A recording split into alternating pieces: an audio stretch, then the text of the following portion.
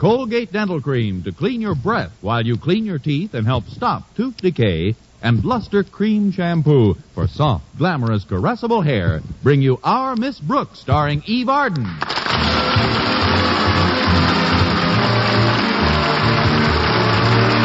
It's time once again for another comedy episode of Our Miss Brooks under the direction of Al Lewis. Well, many of us like to share Easter breakfast with our friends. Our Miss Brooks, who teaches English at Madison High School, looked forward all week to sharing hers with several of her students and some of the faculty. Some of the faculty being biology teacher Philip Boynton. Yes, Mr. Boynton is enough of the faculty for me. At least I hope he's for me. I know I'm for him. So much for the world of sports. Saturday afternoon found me making arrangements for the big day in my landlady's kitchen. You certainly look domestic, bustling around that stove, Connie. Tell me, what was it you just plopped into that pot of boiling water? My thumb, Mrs. Davis. Oh, you mean the white thing. That was an egg. They've got to get nice and hard before we can dye them. By the way, I saw Harriet Conklin helping you with our Easter baskets before. Where did our beloved principal's daughter disappear to? I sent her to the grocery store for some more eggs and some dye. We were running short. Harriet is certainly a sweet little girl. Yes, she is. Just goes to show you how little there is to heredity. Let's see those Easter baskets again. Plenty of straw, jelly beans, little yellow chicks. There's just one more thing I'd like to see in each one. What's that, Connie? A chocolate bunny with a $1,000 bill in his mouth. I'm afraid that's asking a little too much. All right, then. I'll settle for a wax bunny. I'm back, Mrs. Davis. Hi, Miss Brooks. Hello, Harriet. Did you get the stuff? Yes, ma'am. Here's the dye, and I got a couple of dozen eggs. Good. Let's put some more of these in to boil. I'll do it. What's the schedule for tomorrow, Miss Brooks? When do you want us to come for breakfast? Oh, about 10 o'clock will be fine, Harriet. Then we'll all be on time for the Easter parade. I'll bet you'll look stunning, Miss Brooks. What kind of an outfit are you wearing this year? Well, in some ways, it's quite similar to the outfit I wore last Easter. How do you mean, Miss Brooks? Same hat, coat, dress, and shoes. I did invest in something new, though. A Gossard narrow-line girdle. Does it really make you look narrow, Connie? Narrow? When I stand sideways, you can't see me at all. I like to think. Oh, that reminds me. I'd better get over to the cleaners and pick up Daddy's Easter outfit. You know how meticulous he is when he appears in public. He's not only meticulous, he's impeccable. He's not only impeccable, he's impossible. I mean impatient. So you better run along now, Harriet. Okay, Miss Brooks. See you tomorrow. Bye, Mrs. Davis. Goodbye, dear, and thanks for the help. Now, you'll probably want to wash up after you mix that dye, Connie, so I'll get some clean towels for the pantry sink. Thanks, Mrs. Davis. Da-da-dum-dee-dee-dee-dee. Come on in. The door's open. It is I, Miss Brooks, your own personal Easter bunny. At last. Just drop the $1,000 bills in the basket. Oh, it's Walter Denton. Tell me that I'm in time, Miss Brooks. Tell me that you didn't dye your eggs yet. You're in time, Walter. I didn't dye my eggs yet. Thank goodness. Miss Brooks, just before the holidays, I hit on a new dye in the chem lab at school that's absolutely sensational. A new dye? Yes, ma'am. That's why I'm so glad you didn't color your eggs yet. I want you to do it with my stuff. It's absolutely dynamite. Walter, I just want the Easter eggs to look pretty, not blow up. Miss Brooks, you get a load of this stuff.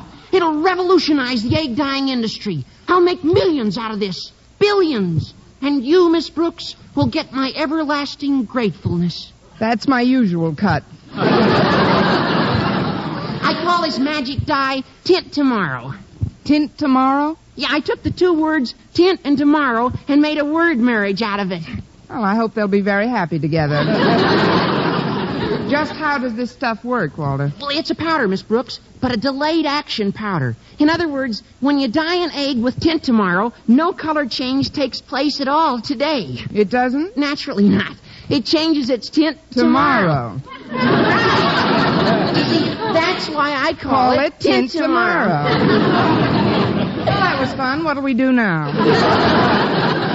I brought over these sample eggs that I dyed yesterday, Miss Brooks. Look, red, blue, green, purple. Aren't they beautiful? They are nice, Walter. Very brilliant.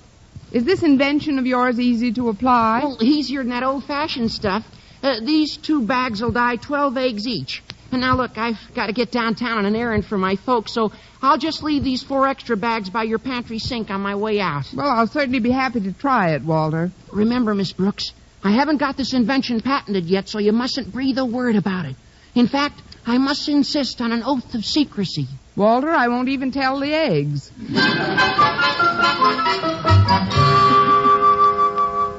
Here are the clean towels, Connie. I'd have come back sooner, but I was on the phone with Mrs. Conklin. She's got a problem, poor dear. I know. I work for him. Oh, I don't mean Mr. Conklin. She's worried about parading in the sun tomorrow morning. She says she gets a lot of freckles that way. Oh, that's as good a way as any. What did you recommend? Some of this remarkable face cream I got at the beauty parlor last week. It's called Freckle Off. Freckle Off? This is a big day for me. First tint tomorrow, then freckle off. Tint tomorrow and freckle off. Sounds like a Polish piano team.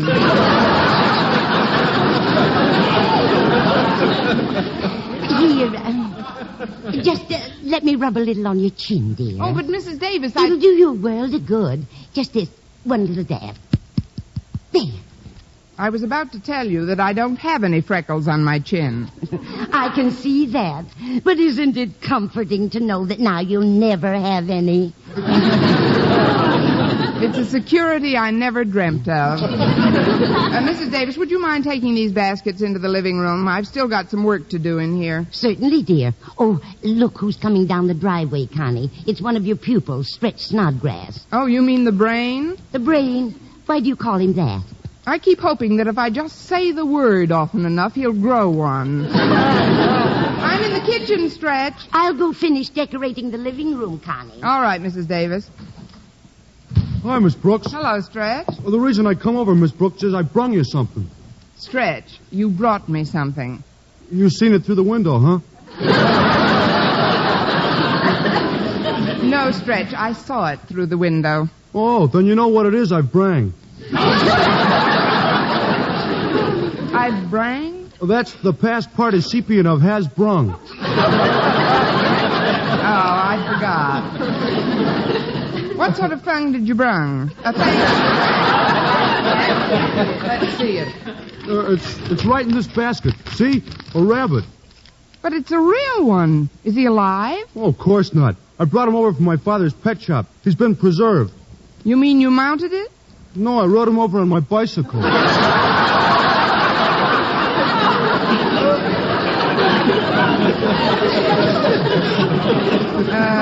But Stretch, what am I supposed to do with a stuffed rabbit? Oh, I thought he'd make a nice centerpiece for your table tomorrow morning. Oh. If I say so myself, this is quite a good example of taxi... You never can get one when it's raining. Well, thanks for the rabbit, Stretch. It was very sweet of you to bring it. But before you go, what's that big smudge on your face? Oh, that's from falling off my bike, I guess. I took a shortcut through the meadow. Well, there's a sink in the pantry. You can wash in there. Here, take these towels in with you. Towels? Ain't you got no shower curtain? We use towels here. It's a new fad. And Stretch, if the soap dispenser's empty, you'll find some powder to fill it with in the cupboard. Okay, Miss Brooks. I've got to carry these empty egg boxes out to the incinerator, Stretch. See you later. Nice little pantry. Well, I guess this thing is a soap dispenser, all right. Let's see now. Where's the powder I'm supposed to fill it with? Oh, it must be in these 4 little bags. It says, Tint Tomorrow. Well, that's a funny name for a soap powder. Well, I'll just dump them all in the dispenser. Now I'll fill the sink with enough water to wash up with. That ought to do it.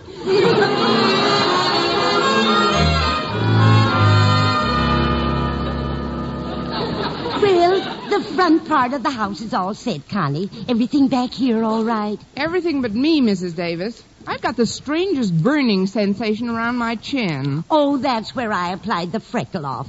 It says on the bottle that if yours is the type of skin that burns easily, you should wash the cream off with soap and water. Now she tells me. I'll use the sink in the pantry. I'm all finished, Miss Brooks. And here's your towels back. I didn't need them. Didn't need them, but you washed, didn't you? Well, what's the sense of wearing a long-sleeve shirt if you don't use the sleeves? A well-taken point. Now, if you'll excuse me, Stretch, I've got to stop this stinging on my chin some way. I got some smudges out by that incinerator, too. I might as well do a complete wash job. Here goes. Gosh, Miss Brooks, if my face was as pretty as yours, I'd never wash it. Boy, I'll bet you're going to be the swellest lady in the Easter parade. Oh, I don't care about that, Stretch. All I want to do is brighten the little corner where I am.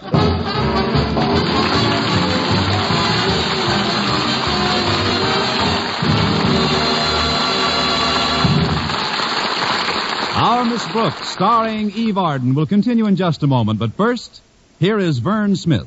No other dentifrice offers proof of such results. Proof that Colgate Dental Cream helps stop tooth decay before it starts. 2 years research at leading universities using Colgate Dental Cream, hundreds of case histories, makes this the most conclusive proof in all dentifrice history on tooth decay. Conclusive proof that when teeth are brushed with Colgates right after eating, Colgate Dental Cream helps stop tooth decay before it starts. yes, the toothpaste you use to clean your breath while you clean your teeth, now offers us 59 cents. Always use Colgate Dental Cream to clean your breath while you clean your teeth and Help stop tooth decay before it starts. remember, no other dentifrice offers proof of such results.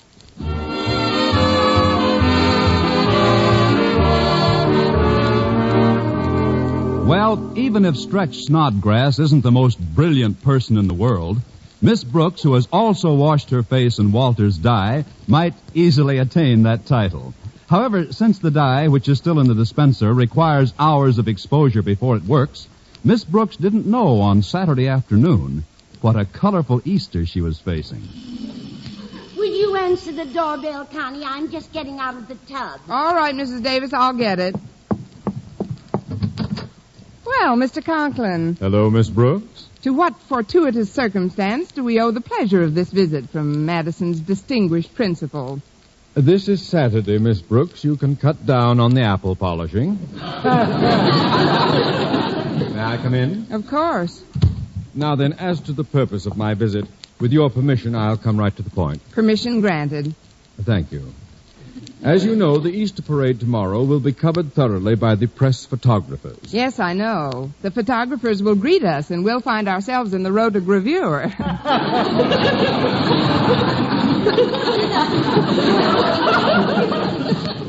Very catchy. In the past, I've always been quite careful about which profile to present to the camera when I'm having my picture taken. But in the parade, one never knows on which side a photographer will pop up. And when they look you over, you will be in clover.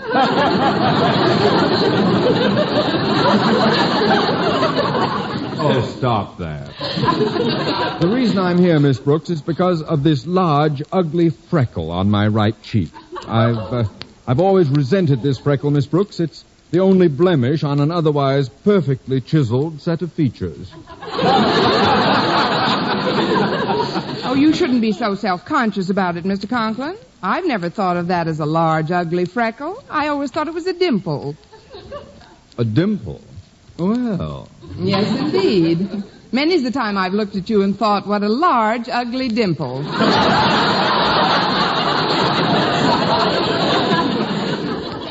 Such honesty deserves a reward, and I'll see that you get it in the school weeks to follow. Right now, I'd like to inquire about a cosmetic that my wife mentioned.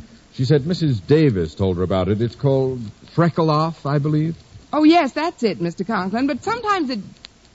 Say, that would be just the thing for you. Well, dear, I finished and oh, hello, Osgood. Hello, Margaret. Mr. Conklin was wondering if he could borrow some of your freckle-off cream, Mrs. Davis. What for? For his freckle. What freckle? This large, ugly freckle beneath my right ear. Oh, that. I always thought that was a beauty mark.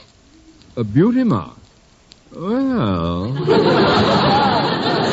Yes, many the times I've thought to myself, what a large, ugly beauty mark. But I've got a jar of the cream right here on this table, Osgood. You're welcome to try it. Here, let me dab it on for you, Mr. Conklin. There we are. Say, this stuff burns. Ouch! It's hot. Well, you wanted to remove the freckle, don't you? Yes, but I'd like it to leave the face. Why? I mean, if it burns too badly, you can wash it off with soap and water. Just follow me, Mr. Conklin. Well, hurry up. This is awful. There's a sink right out here in the pantry. I'll fill the basin for you. You'll find soap in the dispenser above the sink. Oh, excuse me, Mr. Conklin. There's somebody at the front door.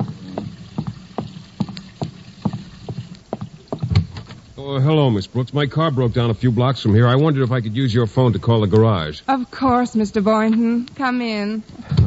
I was driving along, not a care in the world, when suddenly, boom, the transmission, the crankcase, and the drive shaft fell out. Anything serious? Say, it is. The car won't go at all until they... I'll be running along now, Miss Brooks. Oh, hello, Boynton. Oh, hello, Mr. Conklin. What brings you to this part of the town?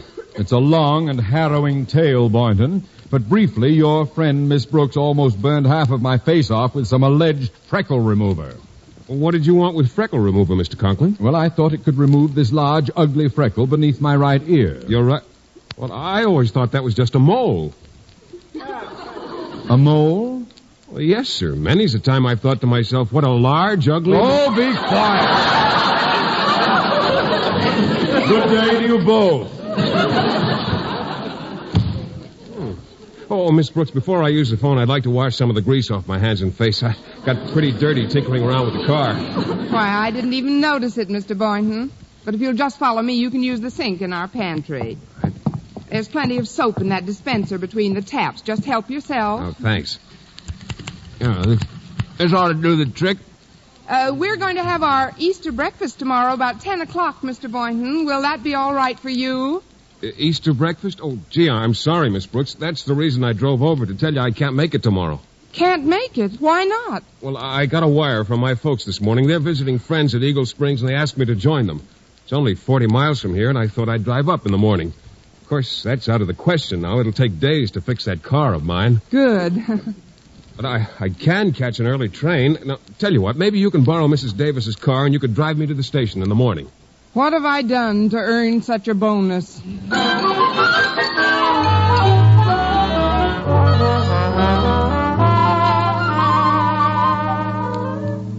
For those of us who arose on time, the Easter Sunday sunrise was an awe-inspiring sight.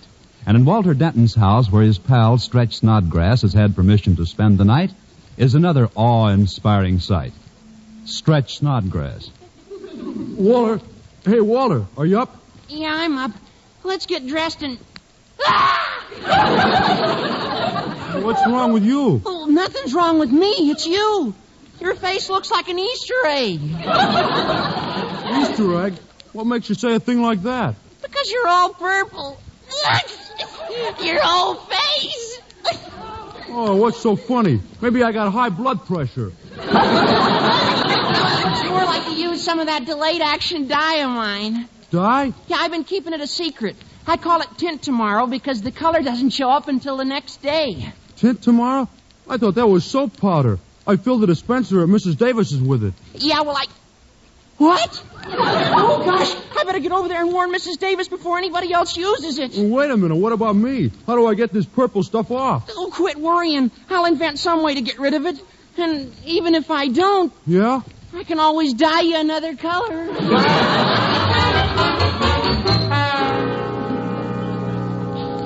So, you see, Mrs. Davis, Stretch filled the dispenser with the dye, and anybody that washed there is in for a shock today.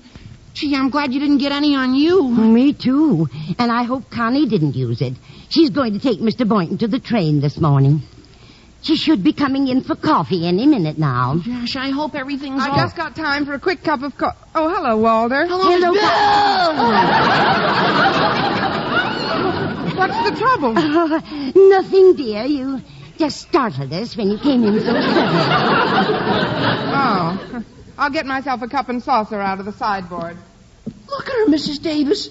Her face is all green. I know, but just don't blurt it out at her. We'll break it to her gently. Just keep drinking your milk. Say, it's after 8. I'd better drink this coffee in a hurry. Mr. Boynton's making a 9:15 train. Where's he going? He's going to spend the day at Eagle Springs with his parents. And I don't mind telling you, I'm green with envy.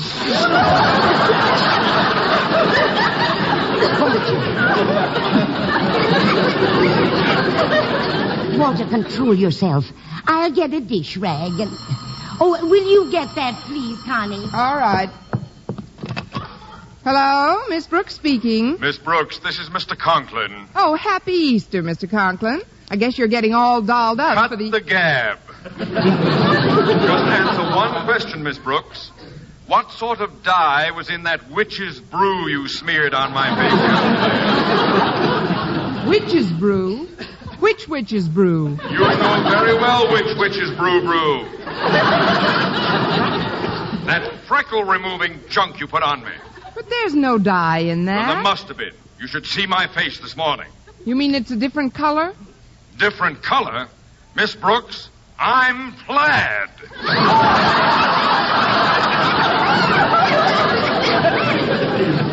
Thanks to you and your quack remedies, I look like an Italian sunset. Now, just a minute, Mr. Conklin. I didn't have any knowledge of any dye. You never have any in knowledge of anything. Now, hang up. I'm going to call my doctor and get to the bottom of this gook. Goodbye. Goodbye. Well, what do you know about that, Walter? Mr. Conklin's face has turned all colors of the rainbow. Oh, excuse me, Miss Brooks. I must have been thinking of something comical. I better join Mrs. Davis in the dish rag in the kitchen. Mrs. Davis, that was Mr. Conklin on the phone. He just turned plaid. This is terrible, Walter. How are we going to get this dye off the people who washed here yesterday? Well, I stopped at the drugstore on my way over, and Mr. Miller, the pharmacist, said he'd try and figure something out in a hurry. Well, that's at least some hope. Now, maybe it won't be such a shock when you tell Connie her face is green. Me? I think I better go home, Mrs. Davis. What's the matter, Walter? Don't you feel well? I feel like she looks. But I guess the only manly thing to do is face the music. Come on, I'll help you break it to her in a roundabout way. Oh, Connie, about that green face of yours. Connie. Oh, she must have left while we were in the kitchen. Oh, good heavens. What will Mr. Boynton think when he sees her? Who knows? It may be a break for her. He's always been crazy about frogs.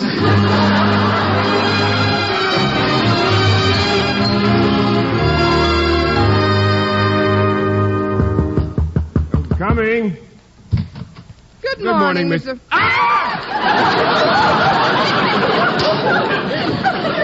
Mr. Boynton, what happened to your face? It's blue. Yes, isn't it awful? I noticed it when I went in to shave this morning. When did you notice your face was green? Huh? It's not really a bad shade of green. My face? Oh, here, stand in front of this mirror. Yay!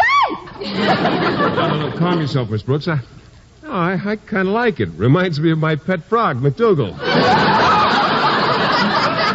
Thanks a million. How did I get this on me? Well, Walter Denton phoned me a few minutes ago and explained the whole thing. His pal Stretch put some of Walter's delayed dye into the soap dispenser in your pantry yesterday. You mean the tint tomorrow really worked? I'll say it did. It won't come off with soap and water or even turpentine. I've tried several times. Wait till I get hold of that Stretch Snodgrass. Well, I'm in a worse spot than you are, Miss Brooks. I've had to cancel my trip to Eagle Springs. Good old Stretch Snodgrass. But if you're not going away today, how about coming over to my place? Oh, no, I wouldn't budge out of this apartment with this blue face, Miss Brooks. No, I'm just going to have to stay in until it fades. I guess it's an imposition to ask, but, well, I thought maybe I could fix up a little lunch here and play some records to dance to, and, well, if it isn't asking too much, would you care to stay here and keep me company? I'll force myself. good. I'll go into the kitchen and see about rustling up some grub. Just make yourself comfortable. Oh, don't worry about green face, blue face. I'll be fine. I'll get it. Don't slug me, Miss Brooks. Everything's going to be fine. You're so right, Walter. Goodbye. No, wait. Mr. Boynton told me on the phone about canceling his trip, but now he won't have to. Not so loud. What do you mean, Walter? Well, Mr. Miller, the pharmacist, came up with these pills. You just dissolve them in warm water, and it washes the dye off like magic. No, it does it? Hand them over, Walter. I'll take them in. Okay, Miss Brooks. I'm sorry for what Stretch did. Well, I imagine I'll see you later on. Far be it from me to knock a boy's imagination. Goodbye, Walter. I'm just putting on a timely recording, Miss Brooks.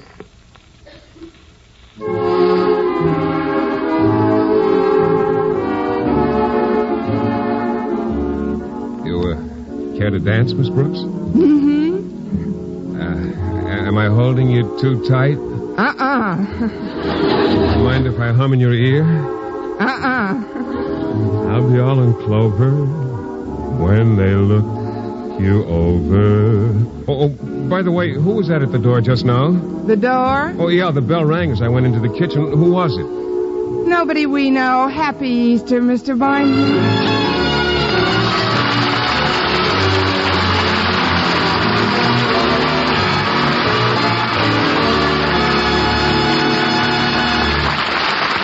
Eve Arden returns in just a moment, but first... Dream girl, beautiful luster cream girl. Tonight?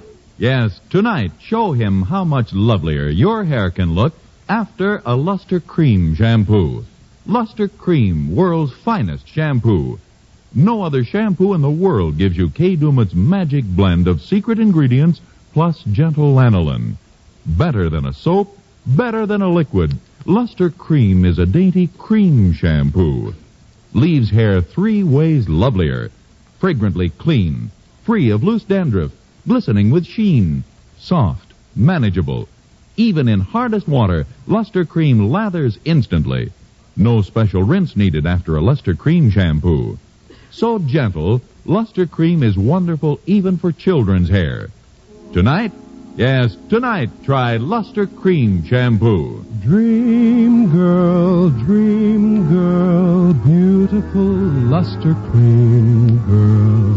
You owe your crowning glory to a luster cream shampoo. And now, once again, here is Eve Arden. Ladies and gentlemen, on behalf of our sponsor, the Colgate Palmolive Peat Company, and all of us here at the studio, may I extend our warmest Easter greetings. Next week, tune into another Our Miss Brooks show brought to you by Luster Cream Shampoo for soft, glamorous, caressable hair and Colgate Dental Cream to clean your breath while you clean your teeth and help stop tooth decay. Our Miss Brooks, starring Eve Arden, is produced by Larry Burns, written by Al Lewis with Lester White and Joe Quillen, with the music of Wilbur Hatch under the direction of Maurice Carlton. Mr. Boynton is played by Jeff Chandler, Mr. Conklin by Gail Gordon. Others in tonight's cast were Jane Morgan, Dick Crenna, Gloria McMillan, and Leonard Smith.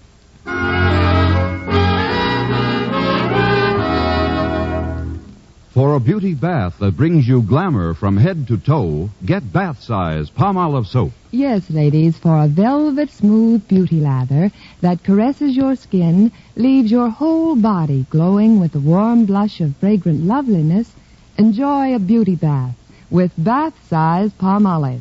It's perfect for your tub or shower. Just the gentlest massage over your body creates a glorious lather that leaves your skin delightful. Yes, for the most luxurious bath you've ever had, get big bath size Palmolive soap. For mystery liberally sprinkled with laughs, listen to Mr. and Mrs. North, the exciting, fun-packed adventures of an amateur detective and his beautiful wife. Tune in Tuesday evening over most of these same stations. And be with us again next week at the same time for another comedy episode of Our Miss Brooks. Bob Lamont speaking. This is CBS, the Columbia Broadcasting System.